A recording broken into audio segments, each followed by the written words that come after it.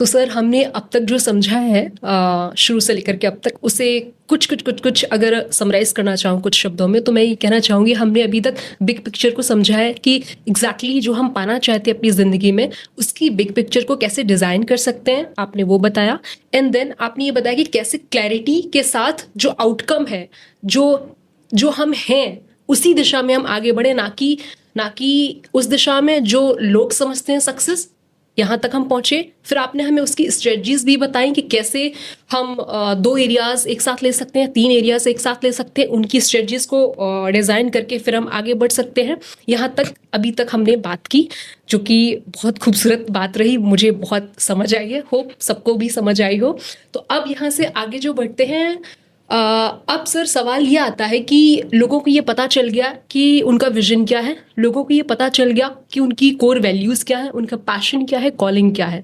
ठीक, अब उन्होंने काम करना शुरू कर दिया, वो काम कर रहे हैं उस आउटकम को पाने के लिए। ठीक है, कभी कभी सर ऐसा होता है कि बहुत मेहनत के बाद वो जितनी मेहनत कर सकते हैं, उनको वो रिजल्ट्स नहीं मिल रहे हैं जो बाकी लोगों को देख करके खुद को कंपेयर कर रहे हैं कि यार सामने वाला पर्सन उतने एफर्ट्स नहीं डाल रहा जितने मैं डाल रहा हूँ, पर फिर भी मुझे उसके जितने तो छोड़ो, उसके आसपास भी थोड़े बहुत रिजल्ट्स नहीं मिल रहे हैं। तो ऐसी दिशा में उसे थोड़ी बहुत हताशा महसूस हो सकती है, होती ही है इन जनरल। तब वो खुद को कैसे स्टिक रखे उस पर्टिकुलर चीज़ में जो भी उसने खुद के लिए डिस्कवर की है, या फिर कैसे इस जर्नी में कंसिस्टेंट रहे, या फिर कैसे मोटिवेटेड रहे, अल्टीमेटली क्या करे वो इसके लिए। तो आप इस बारे में गाइड कीजिए प्लीज। बहुत अच्छा क्वेश्चन है गौरी, इसे समझते हैं। एक्चुअली आपने जो क्वेश्चन पूछा है ना, वो कॉम्बिनेशन ऑफ 2-3 क्वेश्चन है, तो बहुत अच्छी बात है, क्योंकि आपके इस क्वेश्चन पूछने से बहुत सारे लोगों को वो आंसर्स मिल जाएंगे जहां पे वो गिव अप कर देते हैं, राइट। तो मैं आपके इस पूरे क्वेश्चन को अगर अच्छे तरीके से समझ रहा हूँ तो इसमें 2 पार्ट्स हैं बेसिकली।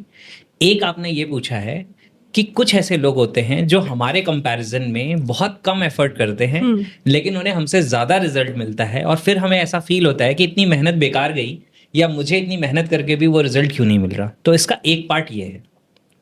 दूसरा जो पार्ट है वो ये है कि कंसिस्टेंट कैसे रहें, मोटिवेटेड कैसे रहें। क्योंकि पहला पार्ट तो उन लोगों के लिए जो ऑलरेडी कंसिस्टेंट है, मोटिवेटेड हैं, काम कर रहे हैं, लेकिन रिजल्ट नहीं मिल रहा है। और दूसरा जो पार्ट है क्वेश्चन का वो ये है कि जहाँ पे आप ये कह रहे हैं कि कंसिस्टेंसी कैसे रहे। क्योंकि लोग क्या होता है, शुरुआत करते हैं अपनी जर्नी में, एक स्टूडेंट पढ़ाई करना शुरू करता है, अपना शेड्यूल बनाता है, लेकिन कुछ समय के बाद वो उस पर कंसिस्टेंट नहीं रहता। मैं तो बहुत कंसिस्टेंट रहता था खेलने वाले टाइम पे, राइट। पूरा टाइम टेबल बनाया, 12 घंटे पढ़ने हैं, उसमें 2 घंटे खेलने का टाइम है, वो पक्का फॉलो होगा, बाकी 10 घंटे पढ़ाई वाला वो फॉलो नहीं होगा। तो मैक्सिमम लोगों के साथ ऐसा ही होता है। या लोग जिम जाते हैं, एक्सरसाइज करना शुरू करते हैं, 2, 4, 10 दिन बहुत मोटिवेशन रहता है, नए शूज़ खरीदते हैं, ट्रैक सूट खरीदते हैं, जिम में मेंबरशिप ले लेते हैं पूरे साल की, राइट, डिस्काउंट पे भी मिलती है। फिर उसके बाद क्या होता है कि 10, 15, 20 दिन जाने के बाद वो सब कुछ छूट जाता है। मैक्सिमम लोगों के साथ ऐसा होता है, और ये नेचुरल है। हम ये समझ नहीं पाते कि ऐसा क्यों हो रहा है। तो 2 पार्ट्स हैं, दोनों मेरे ख्याल से मैं सही समझ पा रहा हूँ जो आप पूछ रहे हैं। तो पहले किसका आंसर करूं? सर पहले वाले का आंसर कीजिए, क्योंकि वो ज़्यादा पेनफुल है कि लोग एफर्ट्स बहुत डाल रहे हैं, मेहनत बहुत कर रहे हैं, लेकिन कहीं ना कहीं वो खुद को कंपेयर कर रहे हैं। और वो कंपेयर करना भी ठीक है, मैं ये नहीं कहूँगी उन्हें कंपेयर नहीं करना चाहिए, क्योंकि वो अल्टीमेटली वो काम कर ही क्यों रहे हैं अगर वो रिजल्ट्स की उम्मीद ना लगाएं और उन्हें वो रिजल्ट्स नहीं मिल रहे हैं।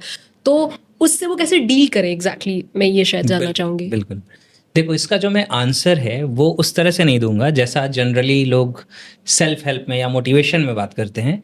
मैं इसका आंसर दूंगा NLP बेस्ड, यानी न्यूरो लिंग्विस्टिक प्रोग्रामिंग के बेस पे, तो आपको समझ आएगा। एक्चुअली है क्या ना, मोटिवेशन की दुनिया में बहुत सारा मोटिवेशन भरा हुआ है। मोटिवेशन बहुत ज़रूरी चीज़ है। मोटिवेशन एक ऐसी चीज़ है जो आपको इग्नाइट करती है, इनिशिएट करती है काम करने के लिए। लेकिन सिर्फ मोटिवेशन से ही सारा काम हो जाएगा ऐसा नहीं है। मेरे एक बहुत अच्छे फ्रेंड हैं, वो बहुत अच्छी बात कहते हैं, अमर चौधरी जी, आप लोग देख सकते हैं कभी यूट्यूब पे उनका चैनल। तो बहुत प्यारी बात करते हैं। वो कहते हैं कि मोटिवेशन तेल के जैसा है। आप किसी सब्जी को बनाने के लिए तेल का इस्तेमाल कर सकते हैं, लेकिन आप सिर्फ तेल की सब्जी नहीं बना सकते। True, very true. तो मोटिवेशन इसी तरीके से वर्क करता है। मोटिवेशन आपको इग्नाइट करता है, कंसिस्टेंट नहीं रखता। तो जो मैं आंसर देने वाला हूँ ये NLP बेस्ड देने वाला हूँ, न्यूरो लिंग्विस्टिक प्रोग्रामिंग पे बेस्ड। तो इसे ध्यान से समझेंगे। एक्चुअली क्या होता है कि एफर्ट करने के बाद भी कई बार रिजल्ट क्यों नहीं आते, या बहुत सारे लोग ऐसे हैं जिनको कम एफर्ट करके बहुत सारा रिजल्ट मिल जाता है, और कुछ लोगों को बहुत एफर्ट करके भी रिजल्ट नहीं मिलता।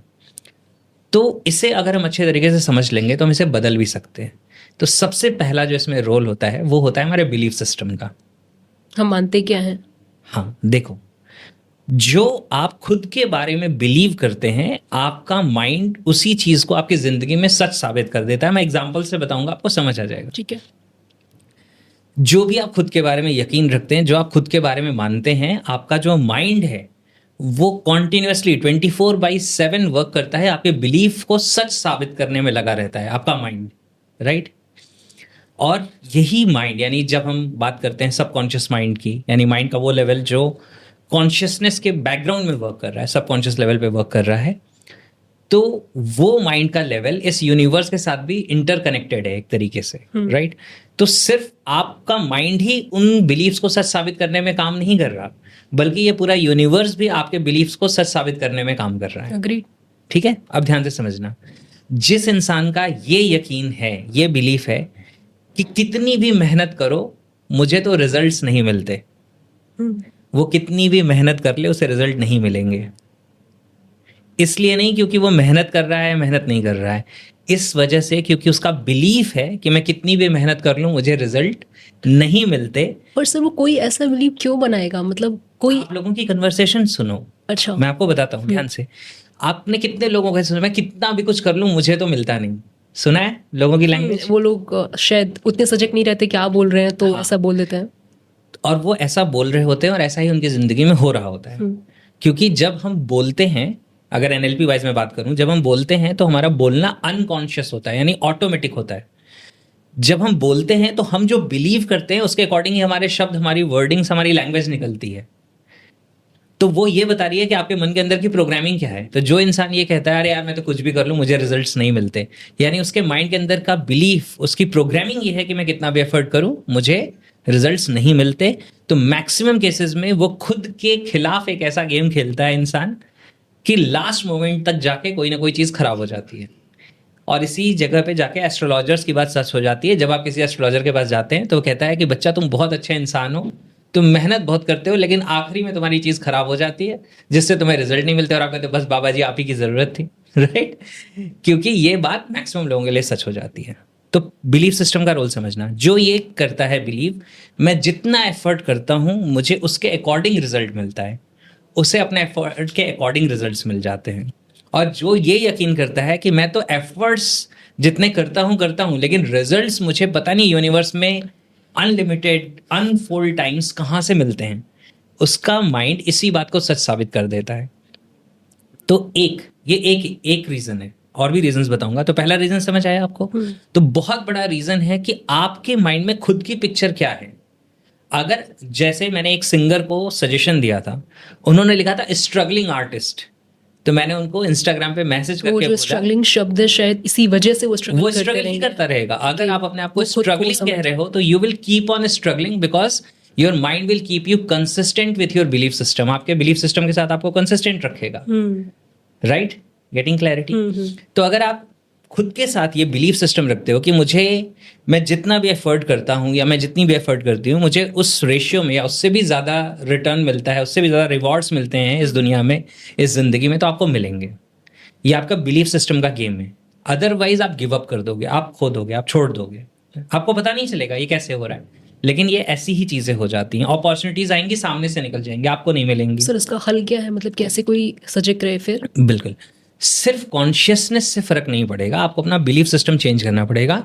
You will need to change your self image, you will need to change your self talk. आप अपने आप से बात क्या करते हैं, आप अपनी इमेज में क्या देखते हैं। अगर आप अपने आप को सक्सेसफुल देखते हैं, अगर आप अपने आप को ग्रोथ में देखते हैं, अगर आप अपने चारों तरफ फाइनेंसेस देखते हैं या सक्सेस देखते हैं, तो आपके बिलीफ सिस्टम उसी के अकॉर्डिंग अपग्रेड हो जाएंगे। और अगर आप वो इमेजेस नहीं क्रिएट करते तो आप हमेशा उन चीज़ों को लेकर स्ट्रगल करते रहेंगे। Getting clarity? समझ आ रही है चीज़ें?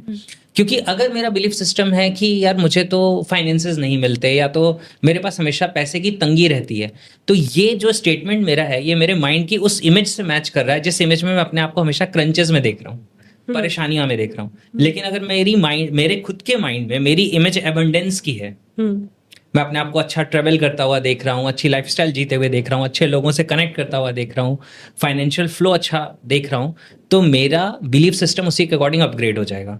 तो इससे हम कहते हैं your behaviour is consistent to the images of your mind. यानी आपके मन के अंदर जो इमेजेस हैं वैसे ही आपके बिहेवियर्स हो जाते हैं, वैसे ही आपके एक्शन हो जाते हैं, वैसे ही आपका बिलीफ सिस्टम हो जाता है। तो क्या चेंज करना है? बिलीफ चेंज करने के लिए आपको अपनी सेल्फ टॉक और सेल्फ इमेज, आप खुद से क्या, एफर्मेशंस की बात नहीं कर रहा हूं कि आप लिख लो और पॉजिटिव बोलो, नहीं, सेल्फ टॉक। अंदर से आप अपने आप से कन्वर्सेशन जब शांत बैठ के करते हैं तो आप क्या करते हैं? अरे यार मैं कितनी भी मेहनत करूं मुझे तो मिलता नहीं, या मैं जितनी भी मेहनत करूं मुझे उसके अकॉर्डिंग रिजल्ट्स मिलते हैं, या कई बार उससे बहुत ज्यादा मिलते हैं। जैसे मेरा एक बिलीफ है कि मुझे जिंदगी में जो भी करना होता है उसके लिए जो फंड्स चाहिए वो मेरे पास आ जाते हैं, और हमेशा होता है ये। मुझे सिंगापुर जाना था एंथनी रॉबिन्स का प्रोग्राम करने के लिए, मेरे पास उस पर्टिकुलर पॉइंट ऑफ टाइम पे फंड नहीं थे, लेकिन आ गए, राइट? तो ऐसा एक बार नहीं, हजारों बार हुआ है, और हमेशा होता है, क्योंकि आपका बिलीफ सिस्टम से साबित होता है। तो पहला क्लियर हो गया, बिलीफ सिस्टम एक बहुत बड़ा रोल प्ले करता है। अब दूसरी बात समझते हैं कि होता क्या है कि सपोज करो कि दो अलग अलग इंसान हैं, दोनों अपना घर बनाना चाहते हैं, और दोनों अपना घर बनाना चाहते हैं तो समतल जमीन चाहिए। जमीन को समतल करने के लिए दोनों क्या कर रहे हैं? एक एक ट्रक मिट्टी लेके आ रहे हैं, और वो मिट्टी जमीन पे डाल के समतल करने की कोशिश कर रहे हैं, और दोनों ने एक एक ट्रक मिट्टी मंगवाई है और वो डाल के समतल कर रहे हैं। लेकिन एक की जमीन में सिर्फ कुछ ऊपर नीचे था, अनइजीनेस थी, और एक की जमीन में 10 फीट का गड्ढा था। कैसे? समझ नहीं पाई। सपोज करो कि एक ने जो परचेज किया था लैंड, वहां पे 10 फीट का गड्ढा था, यानी कि जो समतल जमीन है उससे 10 फीट गहराई है वहां पे, और उसे समतल जमीन बनानी है अपना घर बनाने के लिए। तो दोनों ने इक्वल एफर्ट किए, तो क्या इक्वल रिजल्ट दोनों को मिल जाएंगे? सेम टाइम में दोनों बेस लेवल पे आ जाएंगे? नहीं, क्योंकि वो दूसरे वाले के साथ तो उतना गहरा गड्ढा था, उसको। इन द सेम वे कई बार हम दूसरे जिन लोगों के रिजल्ट को देखते हैं कि इन्हें जल्दी रिजल्ट मिल गए, शायद उन्होंने समतल जमीन से शुरुआत की थी। कहीं ना कहीं हो सकता है हमने गड्ढे से शुरुआत की थी, हो सकता है हमें कॉन्शियसली नहीं दिख रहा, लेकिन कई बार ऐसा होता है, क्योंकि जिंदगी में आज तक आपने जो कुछ भी किया है, जैसा सोचा है, वो सबका कॉम्बिनेशन है कि आज आप किस लेवल पे हैं अपनी जिंदगी में, और बहुत बड़ा रोल है आपके बिलीफ सिस्टम का। क्लैरिटी आ रही है? तो अगर आप ये अपने मन में बदलेंगे तो आपके रिजल्ट्स बदल जाएंगे। ठीक है सर। और एक चीज और बता देता हूँ जी, आपको मोटिवेटेड रखेगा। जब आपको आपकी मर्जी के रिजल्ट नहीं मिलते, उन दिनों में जब आप मेहनत कर रहे हैं और आपको रिजल्ट नहीं मिल रहे हैं, these days are called character building days. क्योंकि इस समय आपको रिजल्ट नहीं मिल रहा, लेकिन आप मेहनत करना सीख रहे हैं। और इस समय अपने आपको एक बात बतानी है कि my efforts are producing results which are in the future, they are getting created in the future.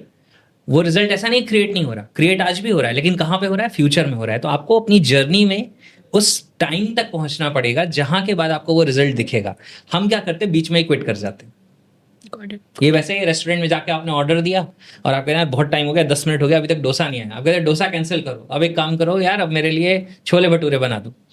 तो अब क्या है कि वो अगर हर 10 मिनट के बाद आप ऑर्डर कैंसिल कर देंगे तो कोई भी एक चीज क्रिएट नहीं होगी, मैनिफेस्ट नहीं होगी, क्योंकि बीच में ही आपने क्या कर दिया? अपना जो कमांड है, अपने जो इंस्ट्रक्शंस है, अपने आउटकम्स है, उनको चेंज कर दिया। तो you need to stay consistent. आपको पता होना चाहिए कि जो आप मैनिफेस्ट करना चाहते हो वो मैनिफेस्ट होने के प्रोसेस में है, अगर आप एफर्ट कर रहे हो तो, अगर आपका बिलीफ सिस्टम सही है तो। It will take time to get manifested, और अगर ज्यादा टाइम लग रहा है तो अपना बिलीफ सिस्टम चेक करो। अगर आपके माइंड में वो इमेजेस नहीं है रिजल्ट्स के, तो वो रिजल्ट्स आपको नहीं मिलेंगे, राइट? तो ये आपके फर्स्ट क्वेश्चन का आंसर है। Got the clarity? बिल्कुल बिल्कुल।